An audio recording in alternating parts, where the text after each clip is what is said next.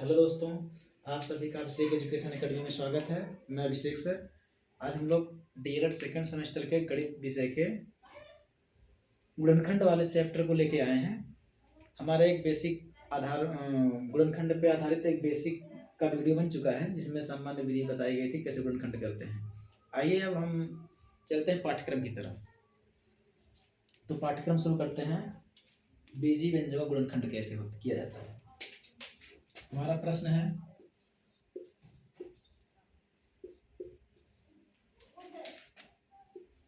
6x³ y² z⁵ का गुणनखंड कीजिए।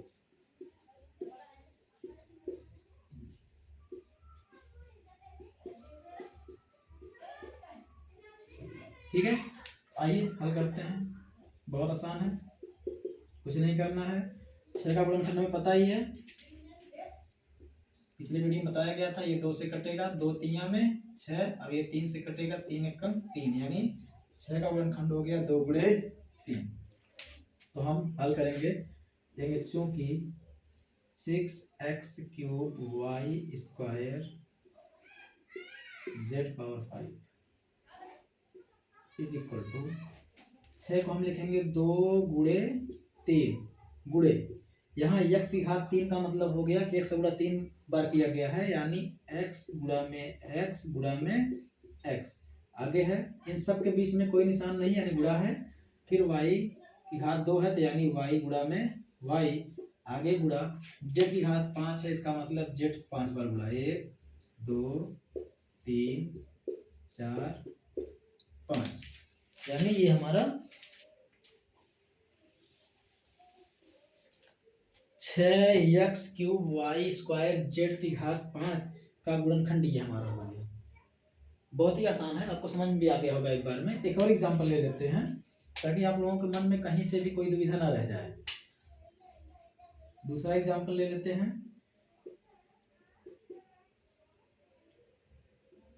5x y z⁵2, इसका गुणनखंड अगर हमें करना हो तो सवाल हो गया, क्योंकि 5x y z⁵2 का मतलब हो जाएगा 5 का गुणनखंड 5 ही हो, क्योंकि 5 अभाज्य संख्या है। तो 5 गुणे x की घात कुछ नहीं मतलब 1 है, y की घात कुछ नहीं मतलब 1 है। जहां कुछ नहीं लिखा है उसका मतलब आप 1 मान के चलिएगा।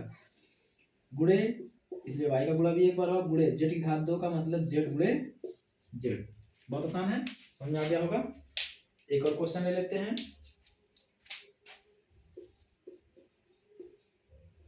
इसको आसानी से समझ लीजिए अच्छे से, फिर आगे थोड़ा स्तर इससे कठिन होता जाएगा। आ गया 1/2 x² y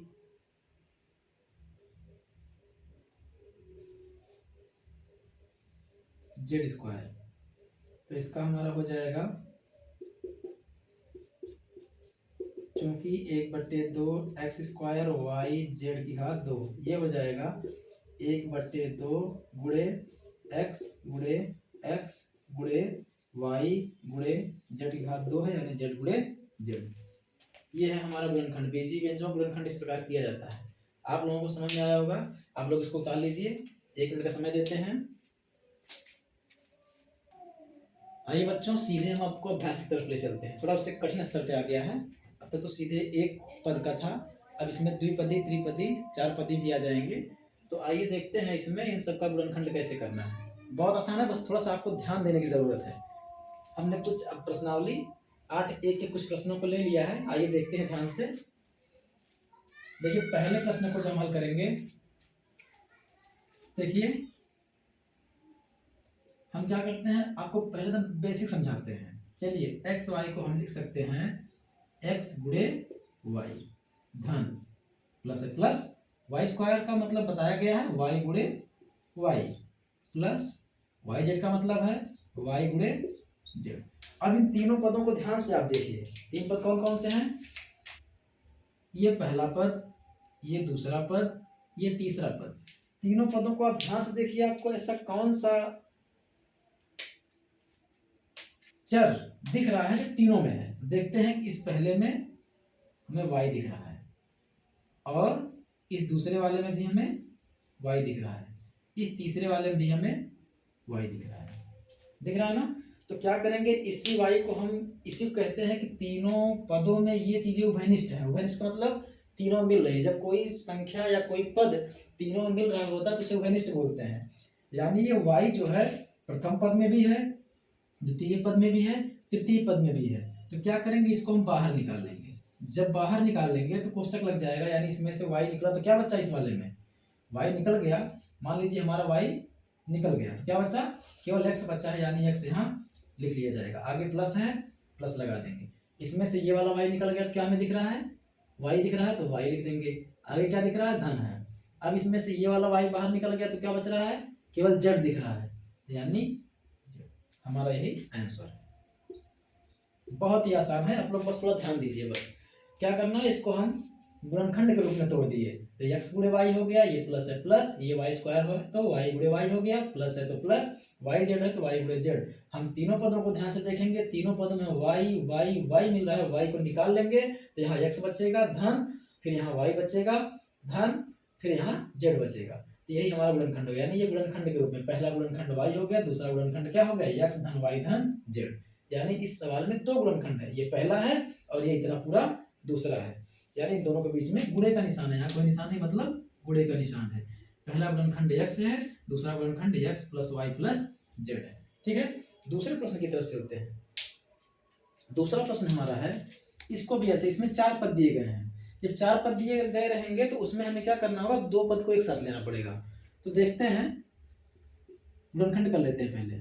ये हो जाएगा a गुणे x प्लस, उसी तरह से ये क्या हो जाएगा, b गुणे y प्लस, ये क्या हो जाएगा, b गुणे x प्लस a गुणे y। जब ये आप, अभी मैं गुणा किस लिए कर रहा हूँ, इसलिए कि ताकि आपको समझ में आने लगे। जब आपको समझ में आने लगेगा तो हम गुणा नहीं करेंगे, सीधे उभयनिष्ठ ले लेंगे आपको बता करके कि ये उभयनिष्ठ मिल रहा है। देखते हैं। अच्छा बताइए, इन पदों में सबसे ज्यादा चीज किसमें मिल रही है। चलिए, ये पहला पद है, ये दूसरा पद है, कुछ मिल रहा है। इसमें a है तो इसमें b है, इसमें x है, इसमें y है, यानी कुछ भी नहीं कॉमन मिला। तो इसका मतलब ये दोनों पद एक साथ नहीं रहेंगे, इनमें कुछ भी उभयनिष्ठ नहीं है। इस पद को छोड़ देते हैं। अगले पद की तरफ चलते हैं, तीसरे पद की तरफ देखते हैं। इसमें a है, इसमें b है, नहीं मिला। आगे देखते हैं चर वाले को, ये x है, इसमें x है। हाँ, इन दोनों पदों में देखते हैं कि a तो नहीं मिला, लेकिन x दोनों में मिल रहा है। तो हम क्या करेंगे, इन दोनों पदों को एक पास कर लेंगे। कैसे कर लेंगे, a गुणे x धन b गुणे x, यानी a गुणे x, ये चिन्ह के साथ धन b गुणे x। अब बचा कौन सा, ये और ये बचा ना। तो यहाँ क्रम हमारा a और b का है, तो यहाँ भी वही लेंगे, क्रम a और b का। तो इसको उतारेंगे। अब ये उतर गया, ये यहाँ आ गया, अगला पद ये प्लस a गुणे y, और अगला पद आखिरी में ये बचेगा तो प्लस b गुणे y। इस पद को यहाँ भी उतार सकते हैं, लेकिन हमारा पर्पज क्या होता है कि जो उभयनिष्ठ मिलने के बाद बने वो एक क्रम से बने, क्योंकि a b है ना, क्रम से दिख रहा है। अगर इसको पहले उतार देते यहाँ b और यहाँ a आता, थोड़ा अच्छा नहीं लगता। तो आगे चलते हैं। इस तीर का निशान का जरूर प्रयोग करिएगा। इसका मतलब होता है इट्स इम्प्लाइज दैट, इसका मतलब इसके बाद ये हो रहा है, इसके बाद ये हो रहा है। अब हम देखते हैं इस पहले दोनों पदों में अगर हम ध्यान से देखें तो इस वाले में देखिए हमें x मिल रहा है, इसमें भी x है, यानी दोनों पदों में हमें x मिल रहा है, नहीं मिल रहा है। जब x मिल रहा है तो बच्चों हम x ले लेंगे कॉमन। जब x कॉमन लेंगे तो कोष्टक बनाएंगे, x बाहर निकल आया यानी ढक गया, तो क्या बचा, केवल क्या बचा यहाँ पे a, इतना हो गया। यहाँ बीच में प्लस है। अब ये वाला x बाहर निकला तो क्या बचा b, यानी यहाँ पे b, ये कोष्टक बंद हो, क्योंकि हमें इतना ही पद लेना था, दो पद एक साथ लिए थे। अब ये दो पद एक में हो गए। अब आगे चलते हैं, यहाँ प्लस है, प्लस लेंगे। इन दोनों पदों में देखते हैं क्या कहाँ मिल रहा है। इसमें हम देख रहे हैं हमारा y इसमें भी है, y इसमें भी है, यानी हमारा y उभयनिष्ठ मिलेगा। तो जब हम यहाँ y उभयनिष्ठ लेंगे तो y जब लेंगे तो यहाँ क्या बचेगा, y बाहर निकला तो यहाँ बचा a, फिर यहाँ प्लस है प्लस, यहाँ पे y बाहर निकला तो बचा b।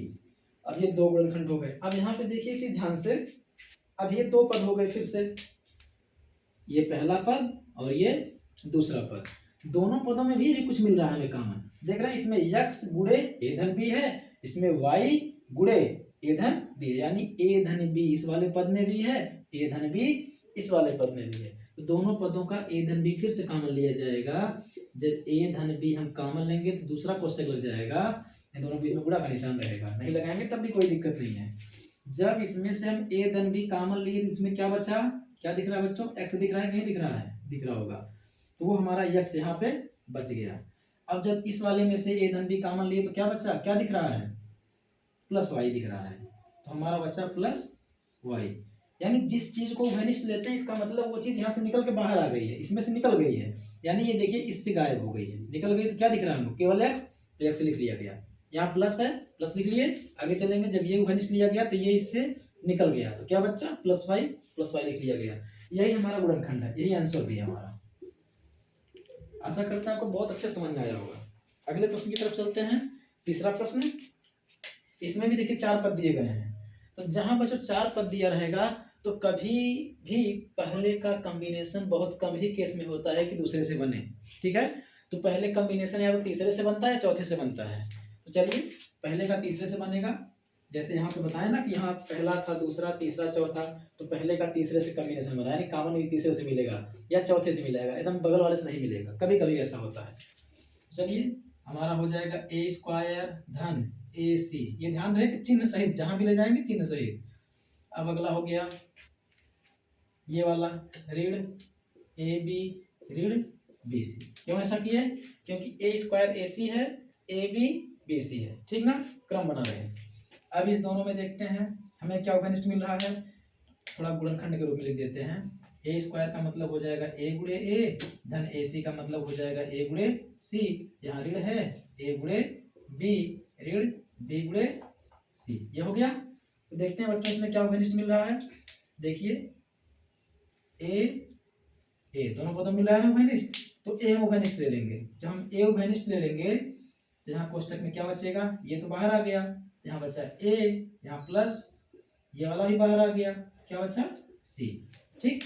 आगे यहाँ चलेंगे, माइनस लेंगे, क्यों लेंगे माइनस, देखिए जो कोष्टक की चीजें हैं दोनों मिलनी चाहिए। जैसे इसमें देखिए ए प्लस बी कोष्टक में था, ए प्लस बी यहाँ पे, तो वैसे ही प्रयास यहाँ भी रहता है कि ए प्लस बी जब यहाँ आया तो यहाँ भी है, क्या करेंगे माइनस लेंगे। दोनों में क्या मिल रहा है घनिष्ठ, बी भी देखिए मिल रहा है, इसमें भी बी, इसमें भी बी। जब बी घनिष्ठ लेंगे, माइनस बी लिए हैं, अब जब भाग देंगे, घनिष्ठ लेने का मतलब भाग देना होता है, जब भाग देंगे तो माइनस माइनस से भाग होगा तो यहाँ प्लस हो जाएगा, प्लस लगाया नहीं जाता, बी से बी बाहर आ गया तो क्या बचा यहाँ पे ए बचा। आगे चलेंगे, माइनस माइनस का भाग क्या हो जाएगा प्लस, बी बाहर आ गया, क्या बचेगा यहाँ पे सी। अब देखते हैं दोनों पदों में हमारा ए प्लस सी इसमें भी है, ए प्लस सी इसमें भी है, यानी बच्चों ए प्लस सी हम कॉमन ले लेंगे तो दूसरे कोष्टक में क्या बचेगा, गुणे ये वाला और ये वाला, यानी ए ऋण डी बचेगा, जैसे यहाँ पे आया था। यही हमारा आंसर है।